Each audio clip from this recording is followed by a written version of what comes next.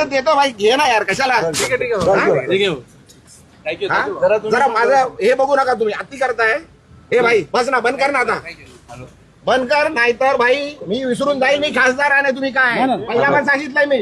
भाऊ थँक्यू. इज्जत करतो, इज्जत करा. काय होतोय बरं, तुम्ही उगाच माझ्या गांडीत बोट घालतात आहे. प्लीज हे रेकॉर्ड कर.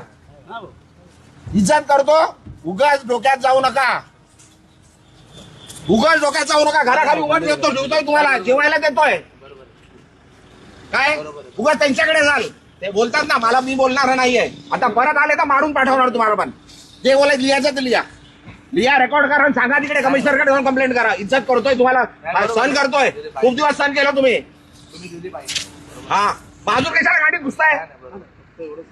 अरे लिमिट आहे कुठल्या गोष्टीची, बोलली आहे ना ती, सांगितलं ना सर्व. बा त्यांनी काय बोलू दे, अरे काही बोलू द्यायच्या, गांडीत गेलं आणि येऊ नका माझ्याकडे काय घ्यायला. आला तर मारणार होता. तुम्ही दिली बरोबर आहे भाऊ. रेकॉर्ड करा आणि सांगा, तुम्ही आता मला विचारायला आले तर मार खाणार. हे लिहून घे, रेकॉर्ड कर.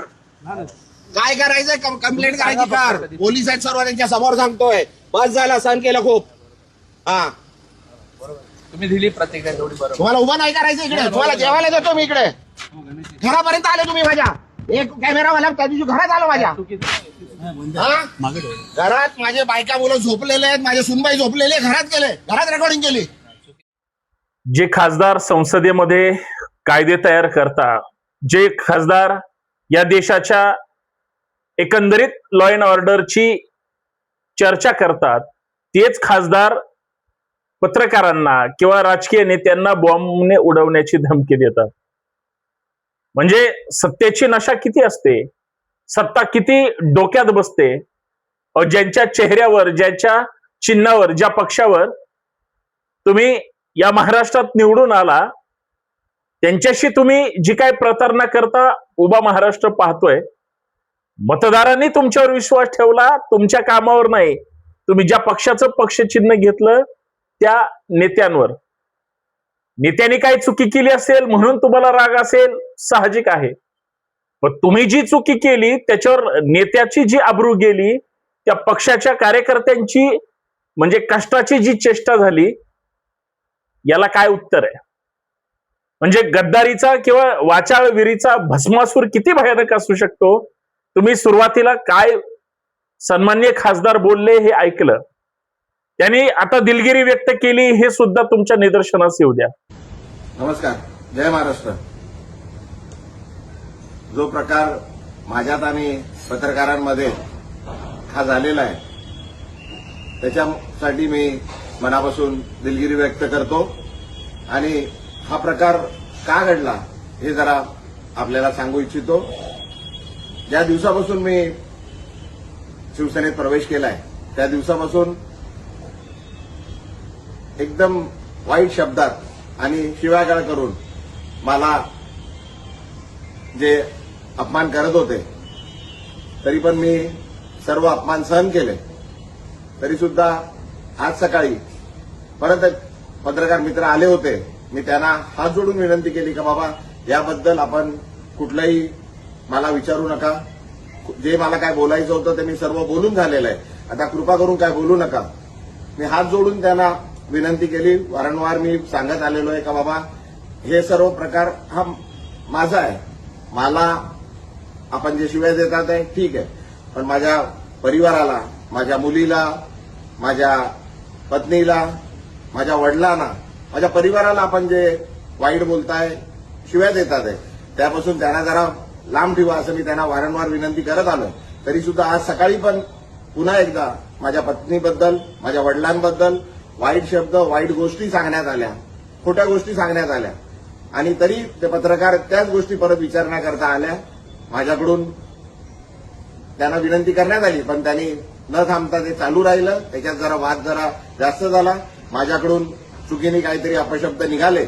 मी त्याकरता पुन्हा एकदा त्या पत्रकारांची आणि पूर्ण पत्रकार समूहाची मनापासून दिलगिरी व्यक्त करतो.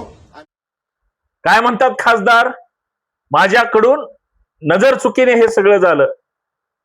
याचा अर्थ असा आहे, ज्या भाषेमध्ये ते सुरुवातीला बोलले, ज्या भाषेमध्ये त्यांना सांगायचंय महाराष्ट्राला की आम्ही फक्त नेते आहोत, खासदार आहोत हे विसरून जा.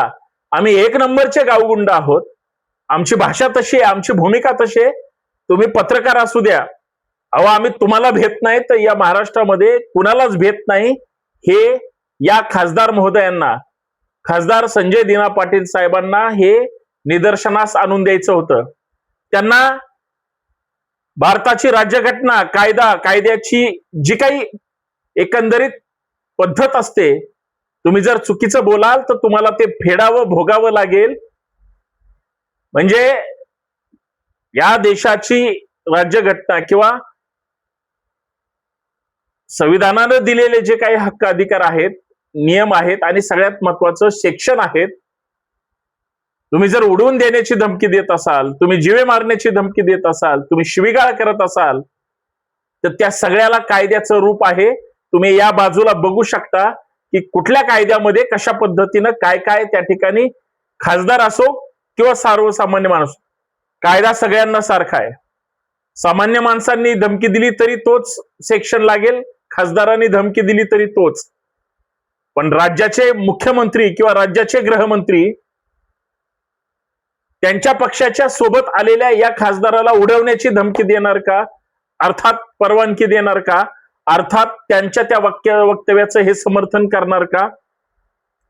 त्यांच्यावर काय कायदेशीर कारवाई होणार की नाही?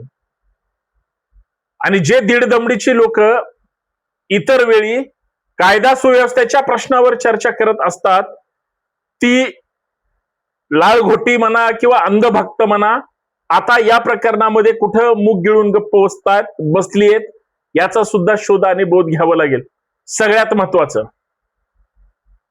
त्या अगोदर सर्वांना सप्रेम नमस्कार. जय शिवराय, जय महाराष्ट्र. मी पुण्यातून संतोष शिंदे ऑफिशियल या आपल्या हक्काच्या युट्यूब चॅनलवर आपल्या सर्वांचं मनपूर्वक हार्दिक स्वागत करतो. मी एक कायद्याचा विद्यार्थी आहे. कायदा काय सांगतो? तुम्ही जर चुकीचं बोलाल, चुकीचं कराल, कुणाला धोका निर्माण होईल किंवाचा जीव जाईल किंवा त्याला जीवे मारण्याची धमकी द्याल तर तुमच्यावर त्या पद्धतीचे सेक्शन लावले जातात. इथं मात्र खासदारांनी ओपन चॅलेंज दिलं. खासदारांनी पत्रकारांना तर ज्या भाषेत बोलले, पत्रकारांना अर्वाच्य भाषेमध्ये ज्या पद्धतीनं शिवीगाळ केली, बघून घेतो काय अजून काय काय बोलले, तरी हा महाराष्ट्र गप्प बसला. फक्त हे सत्ताधारी पार्टीचे खासदार आहेत म्हणून. आता मला सांगा, भारताकडे वाकडी नजर करणारे भारताचे शत्रू, त्यांनी धमकी दिली तर तो गुन्हा होतो. मग यांनी धमकी दिली, तशाच पद्धतीची धमकी आहे. इथल्या पण एखाद्या व्यक्तीला, नेत्याला किंवा प्रवक्त्याला धमकी आहे, ती सुद्धा त्याच पद्धतीची जीवे मारण्याची धमकी जर असेल तर मग यांच्यावर गुन्हे दाखल का होऊ नये? गृहमंत्र्यांनी खासदार संजय दिना पाटील यांच्यावर का गुन्हा दाखल केला नाही? पाठीशी घालण्याचा प्रकार होणार आहे, 1001% होणार आहे. पाठीशी घालताना त्यांच्याकडून डबल चूक होऊ नये म्हणून त्यांना दिलगिरी व्यक्त करायला होती. जो माणूस उद्धट, उर्मट पद्धतीनं अरेरावीची भाषा करतो, मगरुरीची भाषा करतो, जो माणूस जा कुणाला जाऊन सांगायचंय सांगा, म्हणजे एसपींना सांगा किंवा कुणालाही, जो कोणी लॉ अँड ऑर्डर या राज्याची किंवा त्या तालुक्याची, जिल्ह्याची सांभाळतो, त्या कुणालाही सांगा माझं कोणीच काय वाकडं करू शकणार नाही, अशा पद्धतीची भाषा होते. ही खासदाराला शोभणारी भाषा नाही. या देशामध्ये खासदार किती चुकीचं बोलले त्याचा निषेधच आहे. पण या भारतामध्ये किंवा आपल्या महाराष्ट्रामध्ये बघा, संवैधानिक या ज्या चौकटी आहेत त्याच्यात राहून कानून के दायरे में जगलं पाहिजे, बोललं पाहिजे, राहिलं पाहिजे, काम केलं पाहिजे आणि सगळ्यात महत्वाचं आपल्यामुळे इतरांना त्रास झाला नाही पाहिजे अशी भाषा सुद्धा वापरली पाहिजे. पण लोकप्रतिनिधी जर असं चुकीचं वक्तव्य करत असतील, अशी भूमिका मांडत असतील, अशा पद्धतीनं त्यांची स्टेटमेंट असतील, म्हणजे हीच लोक विधिमंडळात असू दे किंवा संसदेच्या सभागृहामध्ये कायद्यासाठी, कायद्याच्या दुरुस्तीसाठी किंवा एक नवीन कायद्याच्या संरक्षणासाठी जे काही कायदे येतात त्यासाठी ही लोक मतदान करतात, त्याच्यावर चर्चा करतात. या राज्यासह देशातले खासदारच देशाच्या कायदा सुव्यवस्था आणि इतर सगळ्या गोष्टीसाठी कायदे बनवतात. ते जर अशी टोकाची भाषा, स्वतः चुका करायच्या आणि दुसऱ्याला वाईट बोलायचं, हे किती चूक आहे. संजय दिना पाटलांना पत्रकार प्रश्न विचारत होते. उद्धव ठाकरेंच्या पक्षावर ते निवडून आले, त्यांचा चेहरा वापरला, त्यांच्यामुळे निवडून आले. निवडून आल्यानंतर त्यांना सोडून गेले म्हणल्यानंतर शिवसैनिक किंवा उद्धव ठाकरेची माणसं किंवा महाराष्ट्रातले जागरूक पत्रकार यांना प्रश्न विचारणार आहेत ना. चुका कुणी केल्यात, मग उत्तर तर तुम्हाला द्यावं लागेल. तुम्हाला 100 कोटी पाहिजेत किंवा 100 खोके आणि एकदम ओके मध्ये जर तुम्ही मस्त होणार असाल तर तुम्हाला थोडं सहन पण करावं लागेल. मग तुम्हाला बोलताना जर तुमचा टोल ढासळत असेल, तुम्ही धमक्या देत असाल, तुम्ही मगरुरीची भाषा करत असाल, म्हणजे तुम्ही अर्वाच्य भाषेमध्ये बोलत असाल, तर मला असं वाटतं ऐकणाऱ्या एखाद्या पत्रकारांनी तरी FIR दाखल करणं अपेक्षित होतं. ज्यांना बॉम्बची धमकी दिली त्यांनी तरी तक्रार करणं अपेक्षित होतं. पण हे सगळे खासदार, ज्या 6 खासदारांनी उद्धव ठाकरेंना सोडचिठ्ठी दिली, त्यांना वाय दर्जाची सुरक्षा असल्यामुळे सुरक्षित ते मध्ये राहून ही सगळी माणसं चुकीचं बोलतायत. मला असं वाटतं महाराष्ट्र असा नव्हता. महाराष्ट्रामध्ये कुणीही अशा पक्षांतराच्या फक्त स्वार्थासाठी उड्या मारत नव्हतं. आताच जे राजकारण सध्या सुरू आहे, ब्लॅकमेलिंगचं, स्वार्थाचं, 50 खोके एकदम ओकेचं राजकारण पाहिलं, आता 100 खोके आणि एकदम ओकेचं राजकारण पाहतोय. म्हणजे हे सगळं स्वार्थासाठी, स्वतःच्या पैशासाठी, घरं भरण्यासाठी आणि राज्यासह देशाला वेड्यात काढण्यासाठी, चुना लावण्यासाठीचा हा कार्यक्रम आहे असं कळतं. पण जी भाषा आहे ती अत्यंत चुकीची, वादग्रस्त आहे. अनेक व्यक्ती, नागरिक आणि एक कायद्याचा विद्यार्थी म्हणून या सगळ्या गोष्टीचा मी जाहीर शब्दात निषेध करतो. हे चुकीचं आहे. जे चुकीचं आहे ते चुकीचं. बाकी त्यांनी कुठल्या पक्षासोबत जावं, कुणाला धोका द्यावा आणि आता सरकारमध्ये आल्यामुळं त्यांनी किती त्या ठिकाणी माया जमवावी, हा सर्वस्वी त्यांचा निर्णय आहे.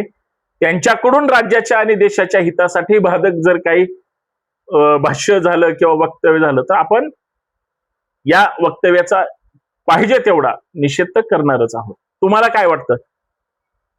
संजय दिना पाटलांचं वागणं योग्य आहे,